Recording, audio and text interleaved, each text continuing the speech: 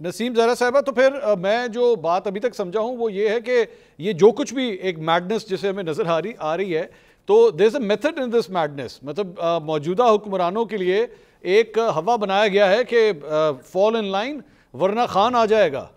You agree with that?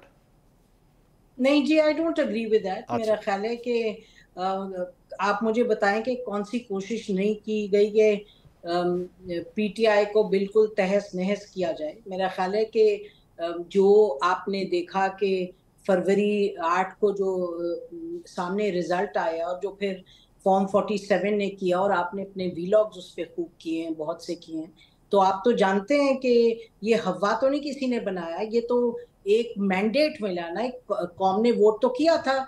मतलब इमरान खान के 100 blunders की हम बात कर सकते हैं यहाँ, लेकिन यहाँ बैठ के हम अगर सच बोलें तो सच तो ये है कि ही गॉट द वोट्स, और वो तो आपके फॉर्मर प्राइम मिनिस्टर ने कह दिया इतनी खुल के, और आपको मालूम है कितने कितने कैंडिडेट्स आए, आपके साथ भी आके बात की। तो ये नहीं कि मैं नहीं मानती कि ये कोई इस वक्त कोई इस्टेब्लिशमेंट इमरान खान को कोई दे रही है, लीवे दे रही है कि जी ठीक है आप बचे रहें। बात यह है कि जो हम बातें कर रहे हैं, कोर्ट ऑफ लॉ में कौन कौन सी बात गई है और कोर्ट ऑफ लॉ में वो प्रूव हुई है। बात यह कि एक बात करना होता है और एक जो एविडेंस होता है, does it stand the test of the court. ठीक। ये बहुत बड़े सवाल हैं, ये बुनियादी सवाल हैं।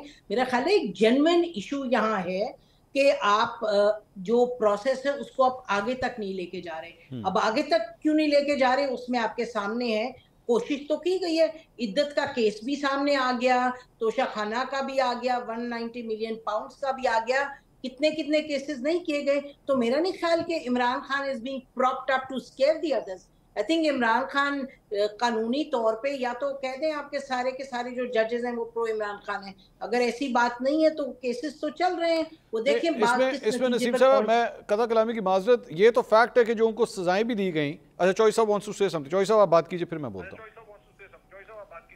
सर देखिए, दो चीज़ें हैं कि अगर फ़र्ज़ करें कि अदलिया इसकी जिम्मेदार है और अदलिया ने सजाएं नहीं दी, तो प्राइम मिनिस्टर साहब जाके चीफ जस्टिस ऑफ पाकिस्तान से मिलते।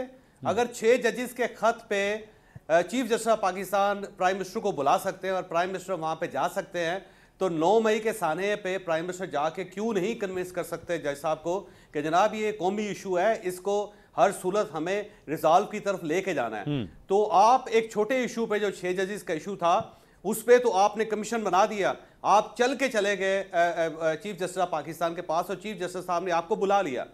तो वो जो सानिया इतना बड़ा है जिसको कह रहे हैं कि तारीख पे इसकी कोई मिसाल नहीं मिलती, तो उसके लिए आप जजी से मिल नहीं रहे। आपको चाहिए था कि आप जाते, कन्विंस करते उनको कि सर ये मसला है, हमें इस मसले के सोल्यूशन की तरफ जाना चाहिए। उसमें आपने नेग्लिजेंस का मुजाहरा कर दिया, साइड पे बैठ गए सारे। और फिर आज ये कह रहे हैं 1 साल के बाद कि बड़ा खौफनाक वाकया था जी, इसकी तो कहीं ना कहीं सजा होनी चाहिए। और साथ आप ये कह रहे हैं, प्राइम मिनिस्टर साहब ने आज कहा कि ये साजिश भी थी और बगावत भी थी जी। भाई मसला ये है कि अगर ये साजिश थी और बगावत थी तो आपने क्या बागी को सजा दी, क्या आपने साजिशी को सजा दी?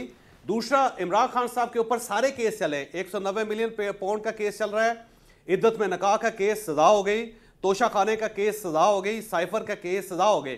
9 मई का अभी तक एक केस नहीं चला इमरान खान साहब के ऊपर। अगर आप ये समझते हैं कि वो एक फशारी या इंतशारी टोला था तो आपने केस क्यों नहीं चलाया अब तक? और अगर आप ये समझते थे बगावत है तो बगावत का मुकदमा आपने क्यों नहीं चलाया? आप ये समझते थे पाकिस्तान के खिलाफ साजिश है तो साजिश का मुकदमा क्यों नहीं चलाया आपने आज तक? ठीक है, मैं नसीम साहब इसी में मंसूर, मुझे जरा इस पे मंसूर जी मैं ऐड कर रहा हूँ, इसी में ऐड कर लें कि मैं जो मेरा भी पॉइंट यही था कि जो इवन जो जिन केसेस में सजाएं हुई भी हैं उसमें प्रोसिक्यूशन के इतने लूप होल्स हैं कि कोर्ट रिपोर्टर्स ये कह रहे हैं कि जनाब इतनी फाश गलतियां हैं कि इनको रिलीफ मिले ही मिले आगे चल के।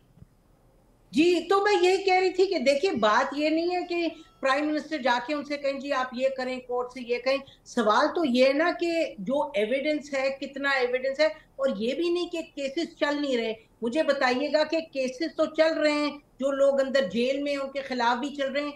इमरान खान के खिलाफ अगर if I am not wrong 3 cases चले थे इसी हवाले से। एंटी टेररिस्ट कोर्ट में तो उनकी हियरिंग भी हुई थी, फिर उसके बाद मेरा ख्याल है उनको रिलीफ मिली है उन केसेस में।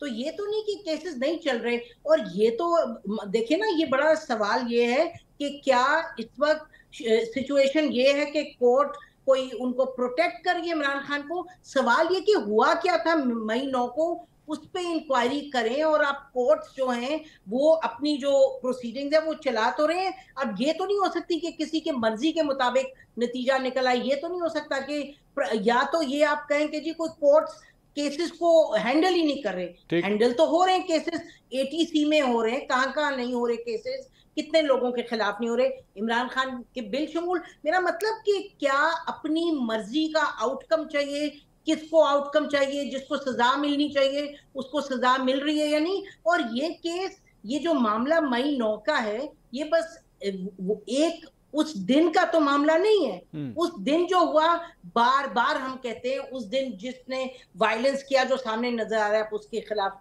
एक्शन ले। लेकिन ये तो ज्यादा कॉम्प्लिकेटेड है। जब कहते हैं डीजी ISPR कि आप 2013-14 को खोल लें, जरूर खोलें, क्योंकि जो रियासत के इदारों के उस वक्त का जो उनका रोल था, मुझे बताएं कि ये तो मामला इतने पेचीदा है कि इसमें हर सूरत पर बैठ के सबका रोल बनता है कि मिल करके हमें कोई यानी कोई सुलह सफाई के साथ आगे बढ़ना होगा।